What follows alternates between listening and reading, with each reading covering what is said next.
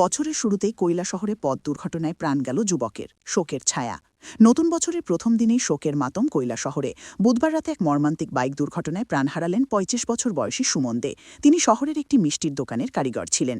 জানা গেছে, কাজ শেষে TR02H8574 নম্বরের বাইকে বাড়ি ফেরার পথে সেন্ট্রাল রোড এলাকায় নিয়ন্ত্রণ হারিয়ে ডিভাইডারে ধাক্কা মারেন সুমন। রক্তাবস্থায় তাকে জেলা হাসপাতালে নিয়ে যাওয়া হলে চিকিৎসকরা মৃত ঘোষণা করেন। আদতে ভাগ্যপুরের বাসিন্দা সুমন বৈবাহিক সূত্রে গোপালনগরে থাকতেন। পরিবারের একমাত্র উপার্জনকারী অকাল প্রয়াণে স্ত্রী ও 2 সন্তানের ভবিষ্যৎ এখন চরম অনিশ্চয়তায়। এই দিক থেকে বাইকটা ফুল স্পিডে আসলো, আবার লগে লগে এখানে বোধহয় একটু ব্রেক ধরতে উল্টে গিয়া পড়ছে।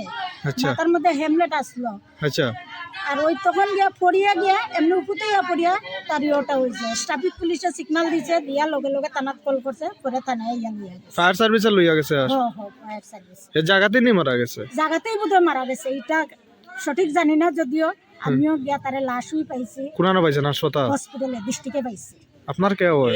আমার ছোট বোনের জামাই। আপন ছোট বোন? হ্যাঁ, আপন ছোট বোন। নাম কি তার? সুমন দেয়। সুমন দেয়। দে। দেয়। বয়স কত হইব? বয়স 35। 35।